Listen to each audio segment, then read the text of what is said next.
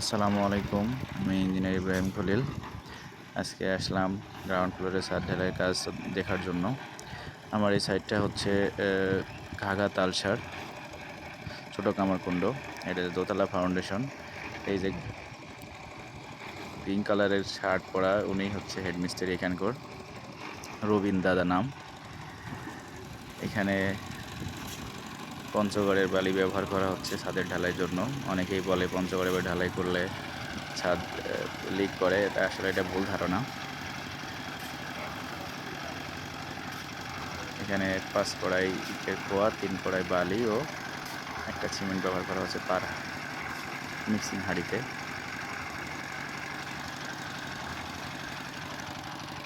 সিঁড়ির সামনে একটা চৌতলা দিয়েছে অনেক বড়, যেটা বারান্দা হিসেবে ব্যবহার হবে দোতলার থেকে।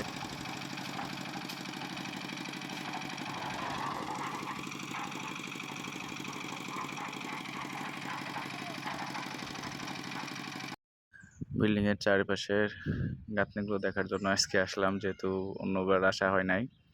তো এখানে খুবই একটা ভালো লাগলো যে এই যে সানসেট যেটা দেওয়া হয় জানলার উপরে, বা কার্নিশ বলা বা সানসেট যেটাই বলেন, তো এটা খুবই ভালোভাবে দিয়েছে এলাকার মিস্ত্রি। তো ওয়াল থেকে কার্নিশের আউট পর্যন্ত যে একটা ঘুন্ডি বা স্লোপ দেওয়া হয় সেটা দিতে পারে না, তার জন্য এনারা একবারই স্লোপ করে দিয়েছে, যে ওয়াল বেয়ে পানি পড়ার চান্স নাই। আবার সুন্দর ব্যাপারে 3টা বিটও দিয়েছে, দেখতে ভালোই দেখা যাচ্ছে। প্লাস্টার হলে আরও সুন্দর দেখা যাবে।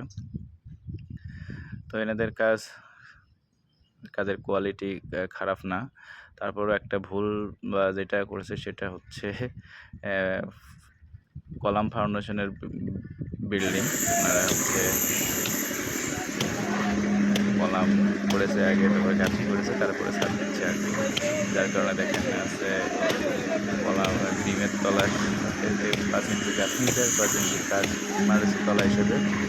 সেই 5 ইঞ্চি আটকানোর জন্য এরা গন্ডি ইউজ করছে, যা বিল্ডিংয়ের ক্ষতিকর, আধুনিক ক্ষতিকর এটা। তো ওনাকে যখন বলা হলো তখন বললো যে আমি হচ্ছে এটা বের করে দিব। আসলে বের উনি লাস্ট পর্যন্ত ফুলভাবে করতে পারবে না, যদিও পারে, খুবই সময় সাপেক্ষ এবং কষ্টসাধ্য।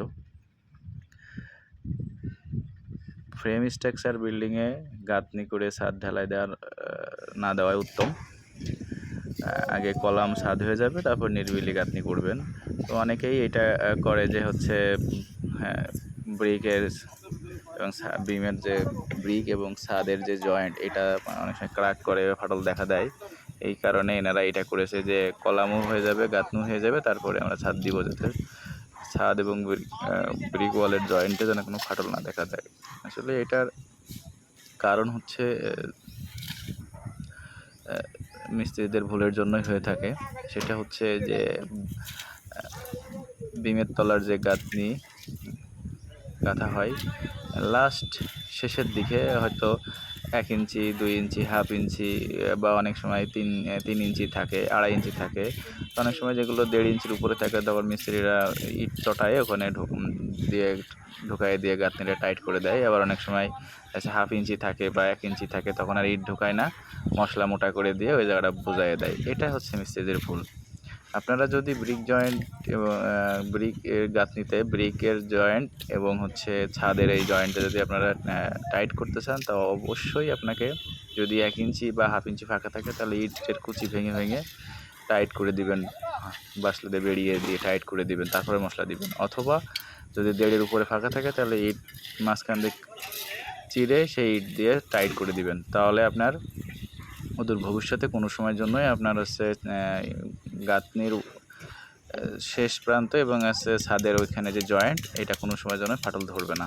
তো এইটা ভুলের জন্য এইখানে মিস্ত্রিরা আরও অনেক ভুল করেছে। সেটা হচ্ছে যে বিমের তলা 10 ইঞ্চি, সেখানে 5 ইঞ্চি গাঁথনি আর 5 ইঞ্চি কাঠ মেরেছে, এবং এই 5 ইঞ্চি কাঠ মারার ঠেকানোর জন্য ওনারা ভিতরে কাঠের কাঠের বাটাম ব্যবহার করেছে, যা খুবই ক্ষতিকর। মানে একটা নিজেদের ভুল একটা ঠিক করতে যায়, আর একটা ভুল করে রেখেছে। আলটিমেটলি এটা মালিক পক্ষের জন্য ক্ষতি হয়, মিস্ত্রিদের জন্য কোনো ক্ষতি না। চলে যাবে, ভালো দেখা দেবে, আবার মিস্ত্রি ডাক দেবেন, কাজ করে দিয়ে হাতে দেবেন, মালিক পক্ষের সচেতন হওয়া লাগবে। যাই হোক, তাছাড়া আদার গাছগুলো খারাপ করে নেয়।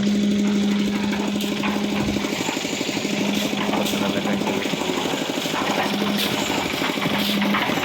এখানে আরেকটা বিষয় যেটা হচ্ছে বললাম যে পঞ্চগড়ের বালি অনেক মিস্ত্রি ছাদে ব্যবহার করতে চায় না, কারণ করলেও একটা পঞ্চগড়ের বালি দেয়, আর বাকি দুইটা বা দুইটা আড়াইটা বা তিনটা হচ্ছে পাঁচশো বালি দেয়, যাতে হচ্ছে ঢালাইটা ভালো দেখা যায়। এই কারণে এইটা হচ্ছে মিস্ত্রিদের ভুল। মিস্ত্রিরা মানুষের যায় এটা পঞ্চগড় বা সব পঞ্চগড়ে ঢালাই করলে বা সিমেন্টের ঢালাই করলে ঢালাই ভালোই দেখা যায়, করে পানি করে ভালো ঢালাই টাইট হয় না। এটা আসলে মিস্ত্রিদের ভুল ছিল না, তাদের সুবিধার জন্য তারা এটা করে থাকছে। আর যখন আপনি মোটা বালি ব্যবহার করবেন ঢালাইতে, অবশ্যই আপনাকে পর্যায়ে ধারে ধারে করতে হবে এবং যে হ্যান্ডপাটটা এগুলো ভালোভাবে ব্যবহার করতে হবে। এগুলো যদি আপনি ব্যবহার না করেন তো অবশ্যই আপনার ক্ষতি হবে। পুরো পঞ্চগড়ের বালি বা সিলেট বালি ব্যবহার করলে এনাদের ফিনিশিং দিতে অনেক সময় লেগে যায়, বা ফিনিশিংটা দিতে পারে না, যার কারণে ওনারা প্লাস্টিক বালি ব্যবহারের জন্য মালিককে কনভার্ট করে। তো আপনি বিল্ডিং বানাচ্ছেন, আপনি পছন্দই থাকবে, সর্বদিকে থাকবে। আমার এই স্থাপনায় ব্যবহার হচ্ছে জিপিএস কন্ট্রাক্ট স্টিল এবং স্ক্যান সিমেন্ট। আমরা সবসময় ভালো জিনিস কাজ করার চেষ্টা করি।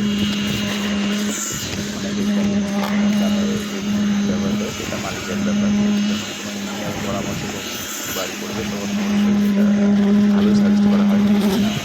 এটা কেনা না কেনা বা ব্যাপার মালিকের।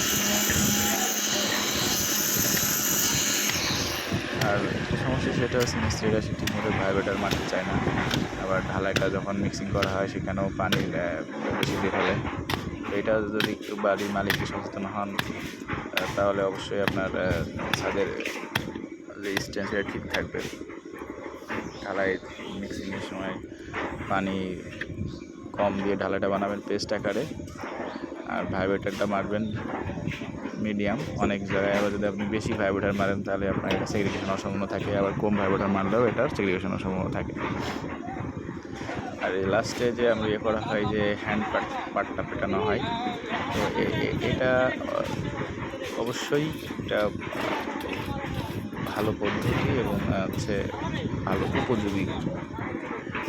এটা যদি আপনি দুর্বলভাবে মারেন তাহলে এটা খারাপ, আর এটা ভালোভাবে মারতে পারলে আপনার বেটার।